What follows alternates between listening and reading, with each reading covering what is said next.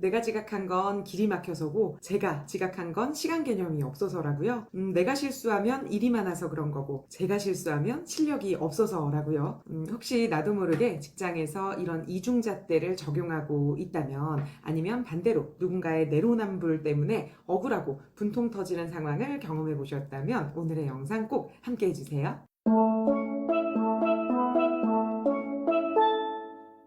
안녕하세요. 오늘도 갈등하는 당신의 TV 굿바이 갈등의 이현영입니다.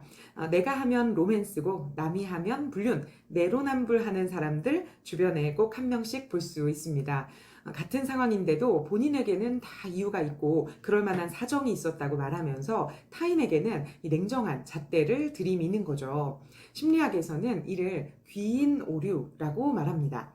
귀인, 어떤 결과의 원인을 어디로 돌리느냐 하는 건데 내 행동은 상황 탓, 남의 행동은 사람 탓, 성격 탓으로 돌리는 경향, 바로 이게 이 내로남불의 시작점이라고 할 수 있겠습니다. 우리 운전할 때 생각하면 아주 간단해요.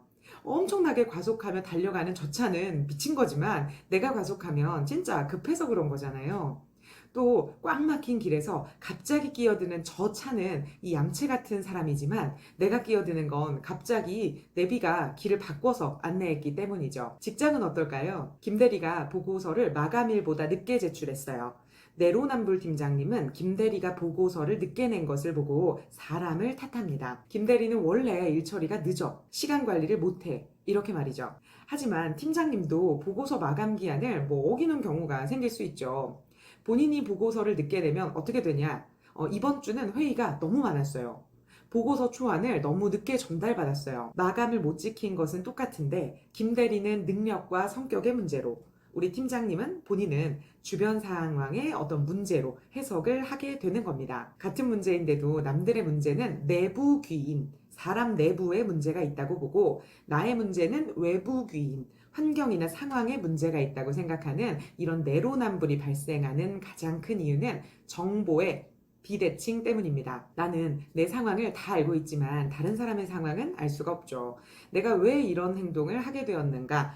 내가 상황을 제일 잘 알고 있잖아요. 하지만 다른 사람의 행동 전후의 과정을 파악하는 데에는 한계가 있으니 그저 문제를 그 사람 자체로 해석을 하게 되죠. 또 자신을 방어하고자 하는 심리 때문에 자기 문제는 이 원인을 어떻게 해서든 외부에서 찾으려고 노력하는 것일 수도 있어요. 중요한 프레젠테이션 발표를 망쳤습니다. 사실 준비를 좀 안 한 것도 있어요. 하지만 준비를 안 해서 망쳤다고 하기에는 자존심도 좀 상하고 죄책감이 더 들겠죠.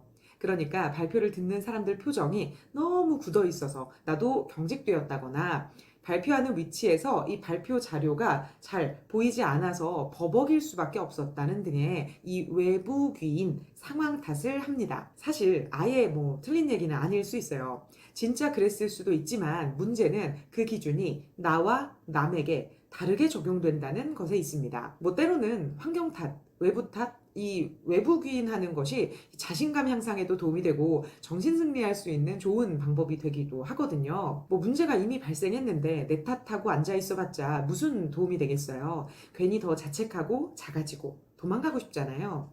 그런데 그럴 거면 남들에게도 같지는 않더라도 비슷한 잣대로 바라봐 줄 수 있지 않을까요? 내로남불을 줄이기 위해서 문제가 발생했을 때, 갈등을 겪게 됐을 때 이 세 가지 질문을 떠올려 보세요. 첫 번째는 나에게 같은 상황이 일어났다면 어땠을까입니다. 후배가 업무 실수를 했을 때 또 저러네 하고 한숨부터 쉬기 전에 내가 실수했을 때를 떠올려 보고 그때 내가 왜 그랬었는지 이유를 생각해 보는 겁니다. 나도 실수를 한 건 맞지만 좀 억울했던 그런 상황이 있었을 거예요. 어쩌면 그 후배에게도 그런 사연이 있지 않았을까 하고 생각해 보는 거죠. 두 번째는 어떤 상황적 요인이 있었을까? 외부 귀인을 찾아보는 거죠. 일 잘하는 사람은 특히 다른 사람의 실수나 이 문제에 대해서 공감하기 좀 어려울 수 있어요. 나는 저런 적이 없으니까. 나라면 저러지 않았을 거거든요. 그런 분들에겐 아까 말한 이 첫 번째 질문이 별로 도움이 되지 않을 겁니다. 그래서 나는 그런 경험이 없긴 하지만 저 사람에게 지금 발생할 만한 외부 상황적 요인을 파악해 보는 겁니다. 시간이나 정보가 부족했던 건 아닌지, 갑작스러운 변수가 발생한 건 아닌지, 이 다양한 외부 요인, 가능성을 떠올려 보는 거죠. 마지막 세 번째는 이 사람이 항상 그런가, 이번만 그런가 입니다.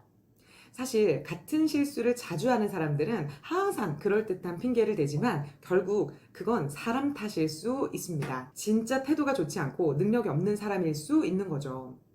자주 지각하는 사람들은 어쩜 그렇게 매번 이슈가 있는지 모르겠어요. 어제는 버스가 제때 오지 않았고, 오늘은 출근길에 고객의 전화를 갑작스럽게 받느라 그랬고, 내일은 우리 아파트 엘리베이터가 수리할 예정이거든요. 변수가 많다면 그때그때마다 이 변수를 핑계댈 것이 아니라 그 변수에도 대비를 하는 것이 필요하겠죠.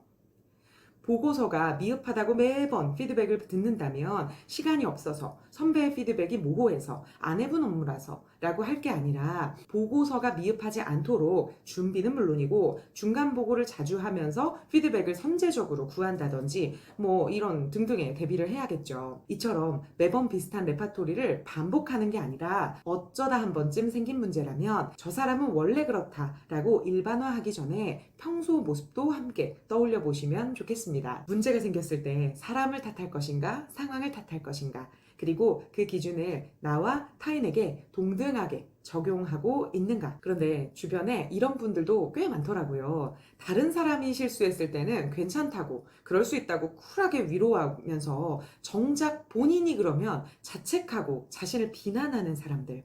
분명 누가 봐도 문제가 생길 만한 상황이었는데도 그조차도 내 능력 문제라며 과도한 십자가를 짊어지는 사람들.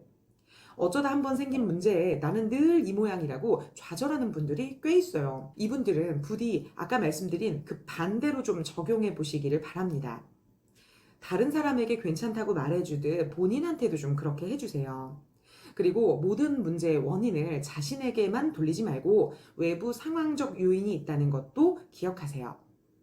마지막으로 내가 늘 그런 건 아니었을 테니까 가끔의 실수는 좀 눈 감아 주시기 바랍니다. 이 영상을 진짜 내로남불하는 사람들이 봐야 되는데 꼭 반대인 분들이 더 많이 보고 계실 것 같아서 이 얘기를 꼭 하고 싶었습니다. 본인에게만 너무 혹독한 기준을 들이대지 않으셨으면 좋겠어요.